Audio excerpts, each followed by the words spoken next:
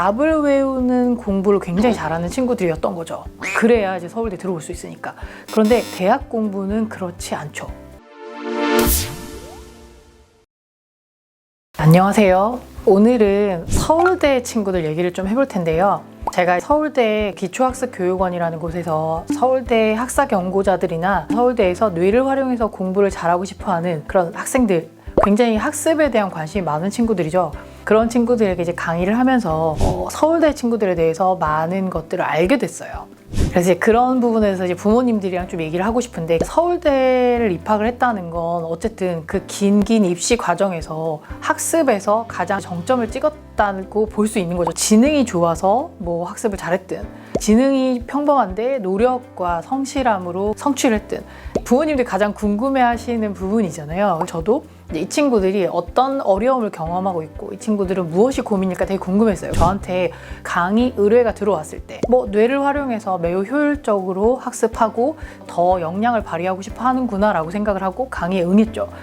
어떤 친구들이 이제 많이 왔었냐면, 제가 강의 여러 번 했는데 첫 번째 강의에서는 학사 경고자들을 대상으로 하는 강의였어요. 겨울방학에 다음 학기가 시작하기 전에 어떻게 하면 다음 학기에는 학점을 잘 받을 수 있을지 고민하면서 전략도 세우고 이제 이런 강의였는데, 제가 대학에서 강의를 할 때 특강을 가면 익명 단톡방을 개설을 해서 학생들의 솔직한 마음을 물어봅니다. 이번에 서울대에 갔을 때 제가 물어봤던 거는 왜 학점이 나오지 않는 것 같냐, 이 질문을 물어봤어요. 학사 경고자들이기도 했고, 그 다음에는 대학에 와서 놀라웠던 점이나 당황스러웠던 점, 가장 좌절스러웠던 점이 뭐냐, 이런 것도 물어보고, 또 다른 사람들이 나는 학점이 잘 나오지 않는데, 나는 이거 어려움을 겪는데 효율이 나오지 않는 것 같은데 다른 사람들이 잘 나오는 이유는 무엇인 것 같냐 라고 물어봤고, 마지막으로 내가 어떤 게 있으면 학습하는데 도움을 받을 수 있을까, 그리고 아무런 제약이 없다면 무엇을 하고 싶은가, 이제 이런 것들을 물어봤어요. 이런 질문들의 대답이 참 재밌었는데, 이 친구들이 이제 어려움을 겪는 이유는 뭐냐면, 한마디로 말해서 역량이 부족하거나 성실함이 부족하거나 지능이 부족해서 학점이 잘 나오지 않는 그런 게 아니라는 거예요. 학습 방법에서 매우 고정된 패턴으로 학습을 하고 있었고, 혹은 또 잘못된 관점을 가지고 있었다는 거죠. 이 학습 방법에서 이제 어려움을 겪는 이런 친구들이 요즘 대학에서 챗 GTP 열풍으로 인해서 이제 많은 얘기들이 있어요. 실제로 뭐 많은 일들도 있고요. 그때 가장 챗 GTP가 활성화되면서 그런 상황에 대해서 위기감을 느끼는 학생들이나 주변 동료들이나 아니면 상담사들이 있는데, 그분들과 서울대에서 학습에 어려움을 겪는 친구들의 특징이 비슷하다는 생각을 많이 했어요. 이제 그분들의 특징이 뭐냐면, 이제 정해진 범위 안에서 자료를 정리를 하거나 매우 성실하고 꼼꼼하게 자료를 정리하거나 활용하거나, 그 다음에 기존의 자료를 뭔가 가공하거나 활용해서 새로운 걸 만들어내는 그런 패턴을 잘하는 사람들이 이제 위기감을 많이 느낀다는 거죠.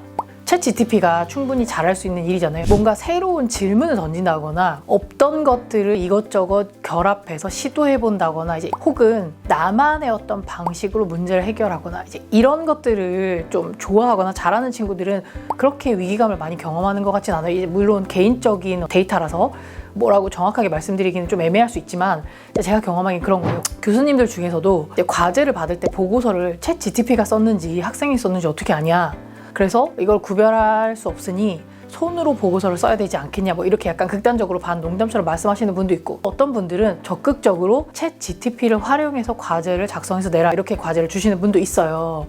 사람마다 이제 느끼는 게 다르고 활용하는 정도가 다르긴 한데, 제가 드리고 싶은 말씀이 뭐냐면, 우리나라 입시 교육에서 가장 성공적으로 입시를 이제 치룬 친구들이 간 서울대에서 어려움을 경험하는 친구들의 특징이 뭐냐면, 말씀드렸다시피 성실함이 부족하거나 역량이 떨어지거나 잠재력이 부족한 게 아니라 매우 고정된 본인만의 패턴, 입시에 유리한 학습 방법을 바꾸지 못했을 때 문제가 생긴다는 거예요.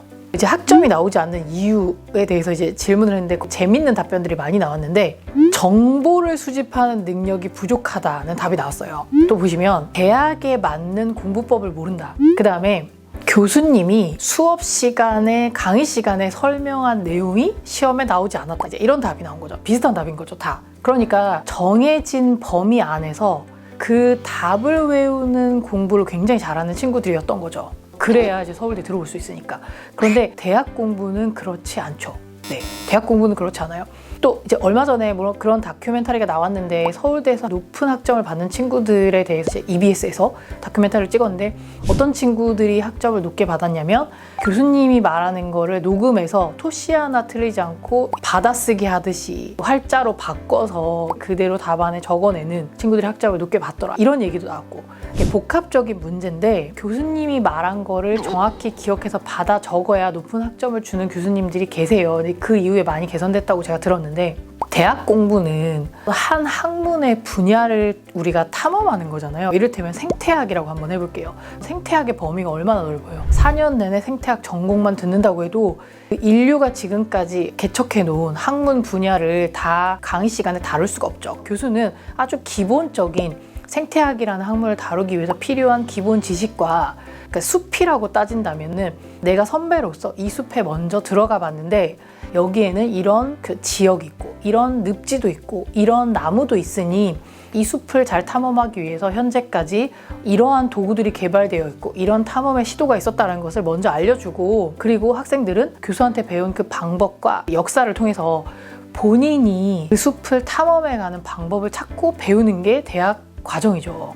박사 논문은 누군가가 똑같은 주제로 박사 논문을 썼다고 하면 그 논문은 통과될 수가 없죠. 그러니까 전문가가 된다는 건, 학사, 석사, 박사가 된다는 건 아무도 가지 않은 나만의 어떤 학문의 길을 찾아가는 과정이라고 볼 수 있어요. 그래서 그 시작인 대학에서는 강의 시간에 교수님이 본인이 설명한 자료를 그대로 이해하고 그 부분만 잘 이해하는 학생들이 높은 점수를 받을 수 있게 학점을 주지 않습니다. 대학에 들어와서 그 입시에 특화된 방식으로 공부를 하던 친구들이 학점을 받기 어려운 거죠.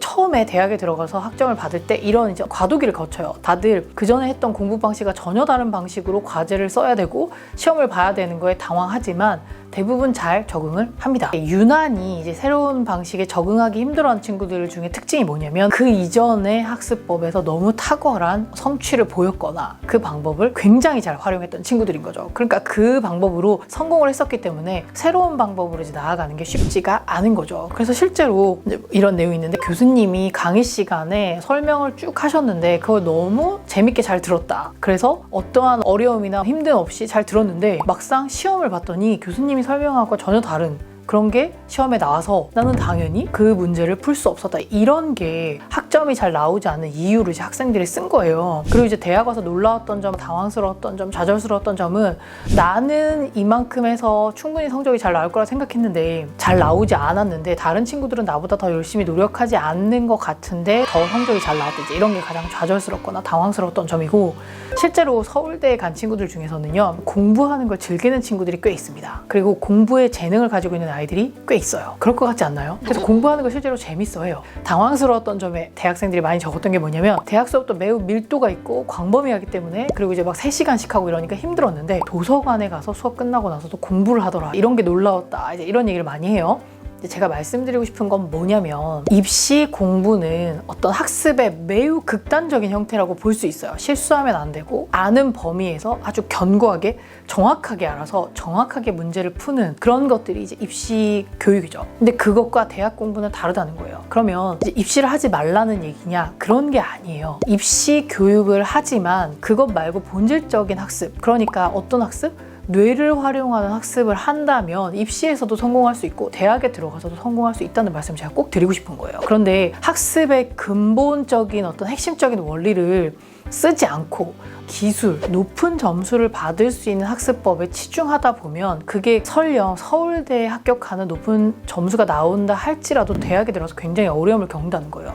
대학에서만 어려움을 겪는 것이 아니라 회사에 들어가서 실제로 어떤 프로젝트를 진행을 하거나 문제를 해결할 때 다 이러한 문제 해결 방법이 쓰인다는 거죠. 답이 정해져 있지 않죠. 그런데 그 목표를 향해서 어떤 방법으로 어떻게 그걸 이룰 것인가를 고민하고 그 방법을 찾아내는 것이 이제 진정한 사회, 현실에서의 문제 해결인데, 입시 공부 방법이 너무나 집중되어 있으면 이제 그런 어려움을 겪는다는 거예요. 이런 친구들한테 제가 실제로 무슨 얘기를 하냐면, 교수님이 강의 시간에 설명하지 않은 문제가 당연히 나온다. 이런 얘기를 해요. 그러면 애들이 막 약간 탄식을 이렇게 내뱉습니다. 정말 원래 그런 거였거든. 그래서 학점이 잘 나오지 않는 이유가 정보력이 없어서, 인맥이 없어서 이런 답을 한 게 뭐냐면, 어떤 문제가 나올지 인맥이나, 그러니까 선배들이 뭐 족보라고 하죠. 그래서 이 교수님이 이런 문제를 낸다라는 정보를 사전에 입수해서 내가 그 문제를 미리 공부하지 않았기 때문에 학점이 나오지 않는다고 생각하는 거예요. 그게 아닌데 핵심이, 그죠? 어떻게 해야 된다? 강의 시간에 배운 내용을 바탕으로 내가 더 깊게 내가 관심 있는 주제를 탐구하고 모르는 숲을 탐험하듯이, 그리고 이제 그때 필요한 어떤 어려움에 대해서 도움을 요청하거나 어떻게 하면 좋을지 고민하는 과정이 대학에서의 공부 과정이다. 제가 알려줘요. 이제 이렇게 관점을 바꾸고, 아, 내가 했던 공부 방식이 대학에서 적절하지 않구나, 대학에서 공부 방식이 적절하지 않구나, 내가 새 술은 새 부대에 담듯이 대학에 들어왔으니 새로운 모드로 공부를 해야 되는구나 라는 걸 알고 나면, 이제 뛰어난 학생들이니까 방향을 잘 잡아주고 방법을 알려주면은 잘 회복하고 그 역량을 잘 발휘하게 됩니다. 그런데 이제 어쨌든 그렇게 되는 과정에서 굉장히 어려움을 경험한다는 거죠. 뭐 이 친구들한테 내가 학습을 잘하기 위해서 필요한 게 뭐냐라고 물어보면 놀랍게도 가장 많이 하는 답이 이거예요. 심리적인 지지, 같이 공부할 수 있는 친구. 이런 얘기들을 굉장히 많이 한다는 거예요. 왜 그러냐면, 서울대에 다니는 친구들은 본인의 정체성 중에서 내가 나라고 생각하는 부분 중에서 학습적인 역량이 뛰어난 것이 이 아이들의 되게 중요한 정체성이죠. 그런데 이제 가서 쉽지 않은 이제 그런 점수들 처음 받아보는 등수 이런 걸 받으면서 심리적으로 굉장히 많은 상처를 받는 거죠. 서울대 학생상담센터에서 이러한 학습의 문제로 코칭을 받으러 오거나 도움을 받으러 오는 친구들 중에서 심리적으로 어려움을 겪는 친구들이 굉장히 많아요. 이거를 받아들이기가 너무 힘든 거죠. 저희가 코칭을 할 때 학습적인 기술이나 뇌를 활용하는 효율에 대해서도 설명을 당연히 하지만 심리적인 지지가 굉장히 중요한 단계예요. 제가 학습에서의 심리적인 지지가 어떤 의미를 갖는지 다른 영상에서 제가 뇌과학적으로 설명을 드릴 텐데, 이제 이런 것들이 굉장히 필요하다는 거예요. 학습에 어려움을 겪는 친구들이 상담을 받으면서 학습에서 역량을 발휘하기도 하고요. 그리고 학습에서의 어려움을 겪어서 코칭을 하는 곳에서도 심리적인 지지는 필수적으로 들어가는 요소라는 걸 말씀드립니다. 지금 학부모님들 이미 이 영상을 시청하고 계시는 분들은 아이가 대학에 들어간 다음에 이 영상을 시청하는 분들은 드물 것 같고요. 초중고에 있는 자녀들이 공부를 할 때 입시를 위해서 훈련해야 되는 그런 기술적인 부분도 있지만 학습의 본질, 핵심을 이해하고 활용하는 학습을 해야 대학에 들어가서도, 그리고 그 이후에도 점점 더 역량을 발휘할 수 있다는 거, 이제 서울대 친구들의 사례를 바탕으로 말씀드렸습니다. 오늘 시간은 여기서 마치도록 하겠습니다.